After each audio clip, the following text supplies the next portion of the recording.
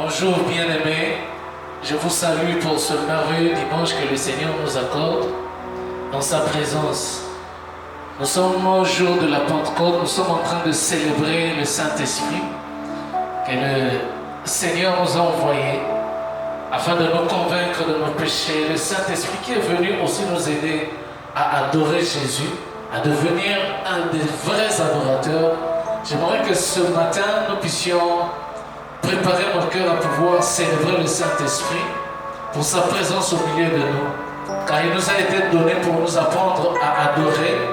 Et ce jour-là, ils étaient ensemble dans Actes des Apôtres. Le Saint-Esprit, quand il était descendu, tous, la Bible déclare que tous étaient en train de prier, tous étaient en train d'adorer. Et il n'y avait pas ce jour-là un modérateur. Mais gloire à Dieu qu'aujourd'hui nous avons un modérateur. Alors je voudrais que tu prépares ton cœur, que tu puisses donner à ton cœur la position qu'il faut, que tu puisses donner à ton cœur la position qu'il faille dans la présence de Dieu pour que tu puisses bien adorer le Seigneur. J'aimerais que tu le prépares et que tu commences déjà à le répandre devant le trône de la grâce. Que tu célèbres celui qui nous a été donné, celui qui nous a appris. Alléluia. Celui qui nous a appris à nous approcher de devant le trône de la grâce.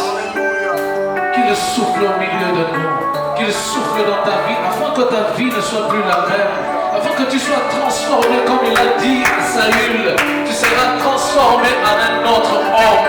Alléluia. Lorsque nous sommes devant la présence de Dieu, nous sommes transformés parce que le Saint-Esprit vient faire de nous, alléluia, de ce que Dieu veut que nous soyons dans sa présence. Réponds ton cœur, parce qu'il est là, commence déjà à l'adorer, à le célébrer. Commence à l'adorer, à l'élever. Commence à le vénérer parce qu'il est Dieu. Le Saint-Esprit qui est venu nous conduire, il nous tient la main, il nous conduit dans la vérité, alléluia. Alléluia. Merci Jésus. Merci Seigneur Saint-Esprit. Alléluia. Alléluia.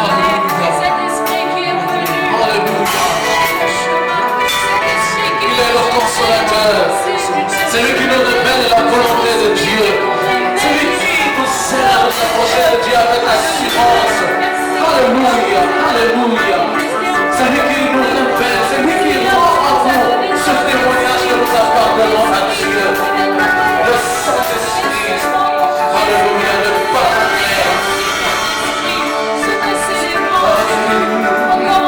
Alléluia. J'aimerais que tu prépares ton cœur.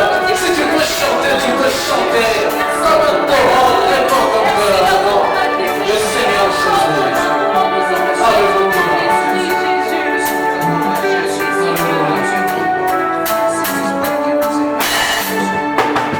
Comme un torrent d'eau qui déborde, ses rivages soufflent l'Esprit de Dieu.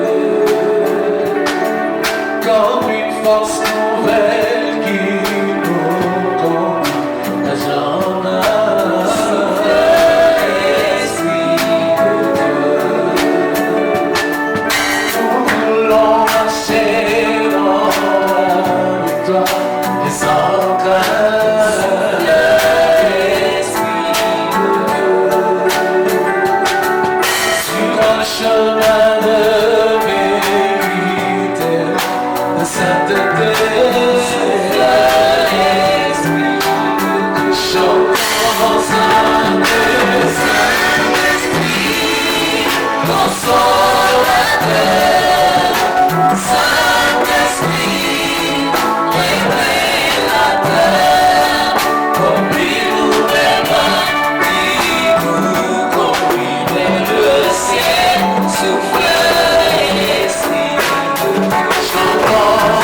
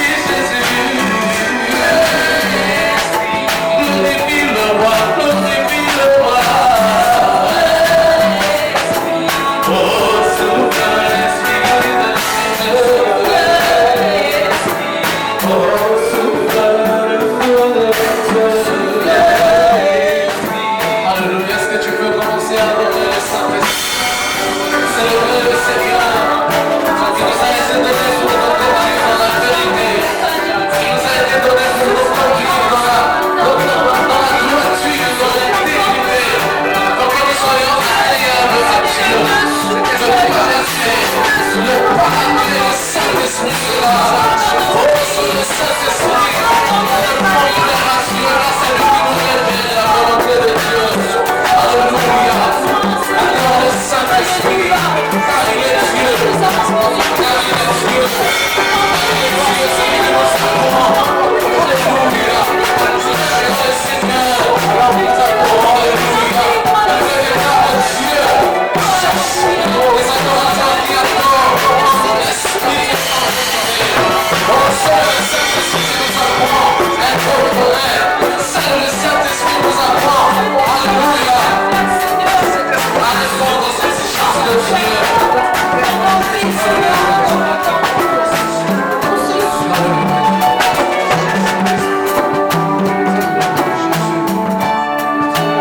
Ils étaient tous ensemble réunis dans un même endroit. Ils attendaient la promesse. Alléluia. Ils attendaient cette promesse forte et vraie. Cette promesse qui est venue, alléluia, accomplir, qui est venue manifester la grandeur de Dieu dans la vie des rachetés. Le Saint-Esprit est venu et il a fait de nous des témoins. Le Saint-Esprit a fait de nous des témoins. Désormais, nous pouvons parler de Jésus. Désormais, nous pouvons parler de Jésus à cause du Saint-Esprit. Désormais, nous pouvons parler de lui. Désormais, nous pouvons adorer Jésus. Oh, le Père nous entend. Le Père nous écoute et nous exauce. Alléluia. Quelle merveilleuse promesse. Alléluia. J'aimerais que tu sois dans la joie, dans la promesse. Cette promesse, elle est réelle. Elle n'est pas restée labiale. Elle n'est pas restée une narration. Elle a été accomplie et Dieu a accompli sa promesse.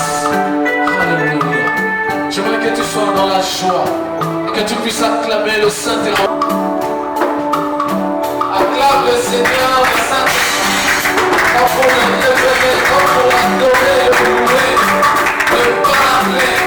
Alléluia, alléluia, alléluia. C'est merveilleux, c'est merveilleux, c'est merveilleux.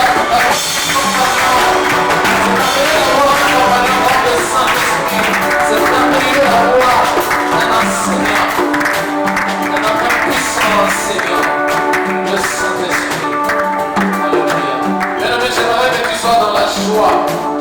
Parce que nous célébrons le Saint-Esprit, le Paraclet, celui qui intercède pour nous, celui qui nous apprend à adorer Jésus. Je me rappelle que nous sommes dans notre culte, pendant notre culte de Pentecôte, et voulons écouter le message au travers du serviteur de Dieu, le pasteur Dr Jean-Jacques Makonda Diabanza. J'aimerais que tu prépares ton cœur. J'aimerais que tu sois dans la joie de recevoir cette parole. Alléluia. Alléluia, alléluia. Gloire au Seigneur, gloire au Seigneur. Nous sommes heureux d'être là et d'apporter la parole en ce dimanche de Pentecôte. Il est vrai que nous sommes dans des conditions de confinement, mais le Saint-Esprit n'est pas confiné. Il est là, nous allons enseigner, nous allons parler de lui. Et nous allons proclamer sa parole. J'aimerais avec vous lire les textes habituels que nous lisons lorsqu'il s'agit de la Pentecôte. Les textes habituels lorsqu'il s'agit de la Pentecôte, généralement, nous lisons Actes des Apôtres, chapitre 2, à partir du premier verset. Ma lecture aujourd'hui sera un peu longue parce que le thème de ma prédication, c'est Jésus, le message de la Pentecôte. Jésus, le message de la Pentecôte. Donc vous comprenez que je vais parler du message que l'apôtre Pierre annonce après qu'il ait été rempli du Saint-Esprit. Mais parce qu'il s'agit du Saint-Esprit, commençons par le premier verset. Actes chapitre 2. Le jour de la Pentecôte, ils étaient tous ensemble dans un même lieu. Tout à coup, il vint du ciel un bruit comme celui d'un vent impétueux. Et il remplit toute la maison où ils étaient assis. Des langues semblables à des langues de feu leur apparurent, séparées les unes des autres, et se posèrent sur chacun d'eux. ils furent tous remplis du Saint-Esprit et se mirent à parler en d'autres langues, selon que l'Esprit leur donnait de s'exprimer. Or, il y avait en ce jour à Jérusalem des Juifs orgueilleux de toutes les nations qui sont sous le ciel. Au bruit qui eut lieu, la multitude accourut et elle fut confondue parce que chacun les entendait parler dans sa propre langue. Ils étaient tous dans l'étonnement et la surprise et ils se disaient les uns aux autres: voici ces gens qui parlent, ne sont-ils pas tous galiléens? Et comment les entendons-nous dans notre propre langue à chacun, dans notre langue maternelle? Parthes, Mèdes et Lamites, tous ceux qui habitent la Mésopotamie, la Judée, la Cappadoce, le Pont, l'Asie, la Phrygie, la Pamphylie, l'Égypte, les territoires de la Libye voisine de Cyrène, et ceux qui sont venus de Rome, juifs et prosélytes, crétois et arabes, comment les entendons-nous parler dans nos langues de merveilles de Dieu? Ils étaient tous dans l'étonnement et ne sachant que penser, ils se disaient les uns aux autres: que veut dire ceci? Mais d'autres se moquaient et disaient: ils sont pleins de vin doux. Alors Pierre se présenta avec les 11 et leva la voix et leur parla en ces termes: hommes juifs, et vous tous qui séjournez à Jérusalem, sachez ceci et prêtez l'oreille à mes paroles. Ces gens ne sont pas ivres, comme vous le supposez, car c'est la troisième heure du jour. Mais c'est ici ce qui a été dit par le prophète Joël. Dans les derniers jours, dit Dieu, je répandrai de mon esprit sur toute chair. Vos fils et vos filles prophétiseront. Vos jeunes gens auront des songes et vos vieillards auront des visions. Vos jeunes gens auront des visions et vos vieillards auront des songes. Oui, sur mes serviteurs et sur mes servantes, dans ce jour-là, je répandrai de mon esprit et ils prophétiseront. Je ferai paraître des prodiges en haut dans le ciel et des miracles en bas sur la terre, du sang, du feu et une vapeur de fumée. Le soleil se changera en ténèbres et la lune en sang avant l'arrivée du jour du Seigneur, de ce grand jour et glorieux jour. Alors quiconque invoquera le nom du Seigneur sera sauvé. Homme israélite, écoutez ces paroles. Jésus de Nazareth, cet homme à qui Dieu a rendu témoignage devant vous par des miracles, des prodiges et des signes qu'il a opérés par lui au milieu de vous, comme vous le savez vous-même, cet homme livré selon les desseins, arrêté selon la présence de Dieu. Vous l'avez crucifié, vous l'avez fait mourir par la main des impies. Dieu l'a ressuscité en les délivrant des liens de la mort. Alléluia. Parce qu'il n'était pas possible qu'il fût retenu par elle. Car David dit de lui: je voyais constamment le Seigneur devant moi, parce qu'il est à ma droite, afin que je ne sois point ébranlé. Aussi mon cœur est dans la joie et ma langue dans l'allégresse, et même ma chair reposera avec espérance, car tu n'abandonneras pas mon âme dans les séjours des morts, et tu ne permettras pas que ton sein voie la corruption. Tu m'as fait connaître les sentiers de la vie, tu me rempliras de joie par ta présence. Oh frère, qu'il me soit permis de vous dire librement au sujet du patriarche David, qu'il est mort, qu'il est enseveli et que son sépulcre existe encore aujourd'hui parmi nous. Comme il était prophète et qu'il savait que Dieu lui avait promis avec serment de faire asseoir un de ses descendants sur son trône, c'est la résurrection de Jésus qu'il a prévue et annoncée en disant qu'il ne serait pas abandonné dans les séjours des morts et que sa chair ne verrait pas la corruption. C'est ce Jésus que Dieu a ressuscité, nous en sommes tous témoins. Élevé par la droite de Dieu, il a reçu du Père le Saint-Esprit qui avait été promis et qu'il a répandu comme vous le voyez et l'entendez. Car David n'est point monté au ciel, mais il dit, alléluia, lui-même, le Seigneur a dit à mon Seigneur: assis-toi à ma droite, jusqu'à ce que je fasse de tes ennemis ton marchepied. Que toute la maison d'Israël sache donc avec certitude que Dieu a fait votre Seigneur et Christ, c'est Jésus que vous avez crucifié. Après avoir entendu ce discours, ils eurent le cœur vivement touché et ils dirent à Pierre et aux apôtres, hommes frères, que ferons-nous? Alors Pierre dit, repentez-vous et que chacun de vous soit baptisé au nom de Jésus pour le pardon de vos péchés et vous recevrez les dons du Saint-Esprit. Oh mon Dieu, quel formidable texte, quel formidable texte. J'aimerais parler de Jésus, la prédication de la Pentecôte. Alléluia. Nous sommes dans un grand événement. Dieu fait correspondre la descente du Saint-Esprit à une grande fête juive, la fête de la moisson.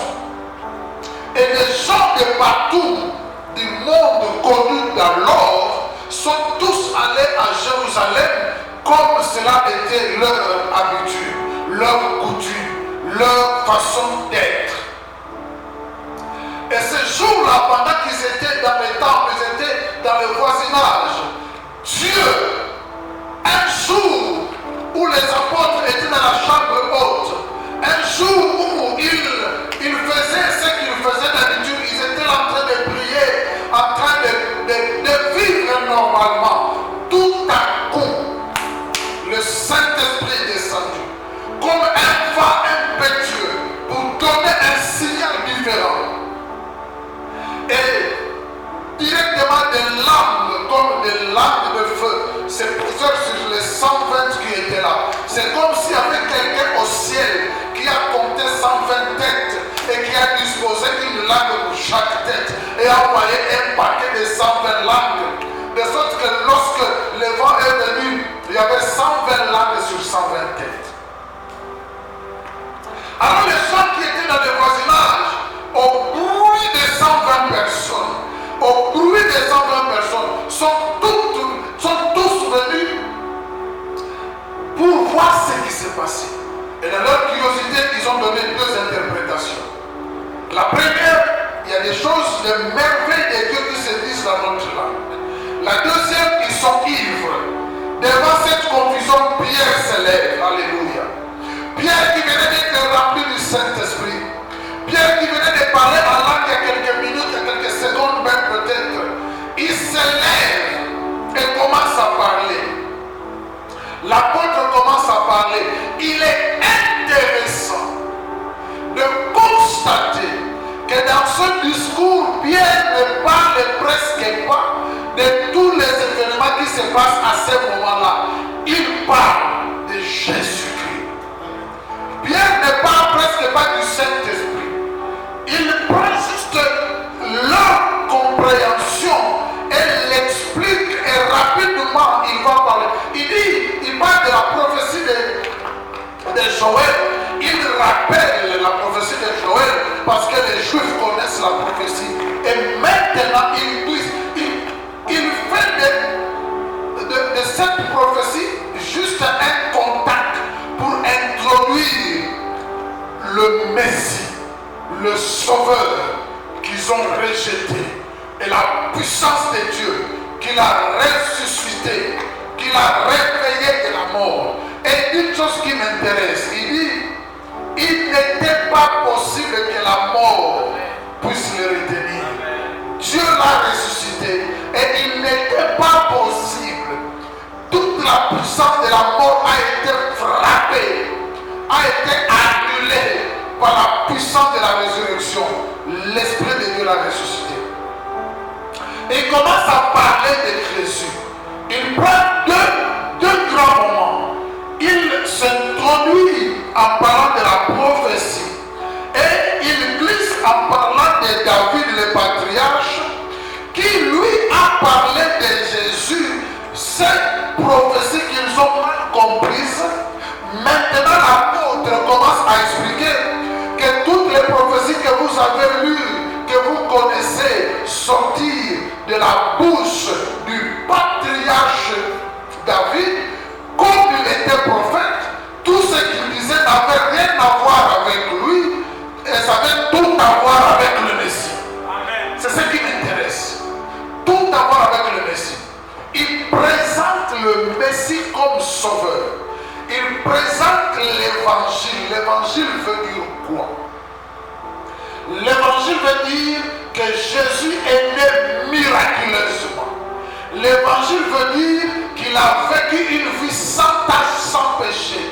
L'évangile veut dire que par ses miracles et par ses prédications, il nous a montré ce à quoi Dieu ressemble. Il nous a donné le portrait physique d'un Dieu qu'on ne peut voir. L'évangile veut dire qu'il est mort cliniquement. L'évangile veut dire qu'il a été enterré et ressuscité. L'évangile veut dire qu'on l'a vu après la résurrection. L'évangile veut dire qu'il est allé au ciel. C'est ça l'évangile. C'est ça l'évangile. C'est ça l'évangile. Si je dis que Jésus-Christ est la prédication de la Pentecôte, pas seulement parce que Pierre l'a prêché le jour de la Pentecôte, mais parce que depuis le jour de la Pentecôte jusqu'à aujourd'hui, nous sommes à l'ère et à l'heure de la Pentecôte. Nous sommes à l'ère et à l'heure de la Pentecôte. Jésus et Jésus seul doit être notre prédication. Remplis du Saint-Esprit, nous ne parlons que de Jésus. Remplis du Saint-Esprit, nous ne présentons au monde que celui qui a été crucifié. Remplis de l'Esprit, nous ne parlons que de celui qui est assis sur le trône. Et la Bible dit, oh mon Dieu, afin que vous receviez le pardon de vos péchés. C'est ça l'évangile de la Pentecôte.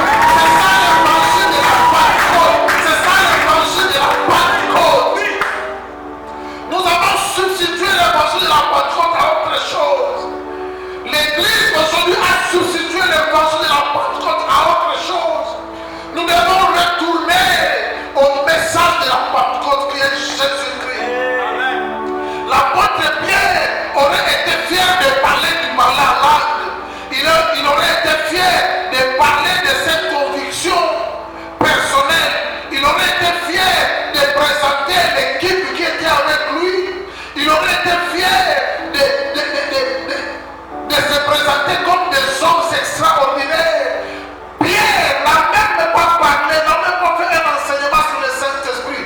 Je ne dis pas qu'il ne faut pas enseigner sur le Saint-Esprit, mais je dis que le Saint-Esprit nous donne la puissance nécessaire pour parler de Jésus, de Jésus, de Jésus. Tous annonçons Jésus. Le point capital de ma prédication, c'est que nous devons retourner à la prédication de la Pentecôte. Et la prédication de la Pentecôte s'appelle Jésus-Christ. Avec cette prédication, nous avons toute notre vie occupée. Seulement parler de Jésus, nous avons toute notre vie occupée. Jésus seul, sa vie, sa mort, sa résurrection, son départ, son retour suffit. Jésus seul suffit pour que toute notre vie soit engagée à ne parler que de lui. J'ai un enfant qui a l'habitude de dire, il me dit souvent, Père, le jour où Jésus viendra, chacun de nous prendra sa Bible et la lui remettra, parce que nous ne l'aurons pas terminé. C'est vrai, le message de la croix, le message de Jésus suffit. Que Dieu vous bénisse. Retournons à la prédication de la Pentecôte. Que Dieu vous bénisse. Que Dieu vous bénisse. Que Dieu vous bénisse.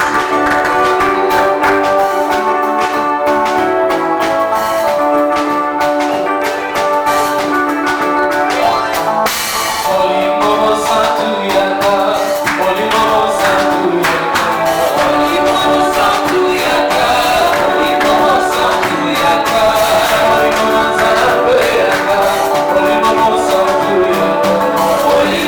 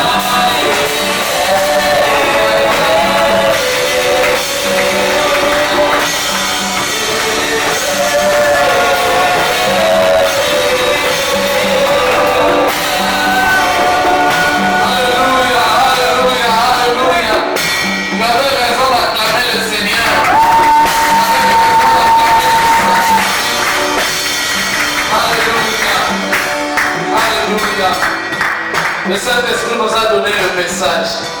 C'est Jésus. C'est Jésus. Et Jésus seul suffit. Alléluia. Nous bénissons le Seigneur pour ce message merveilleux que nous venons d'écouter.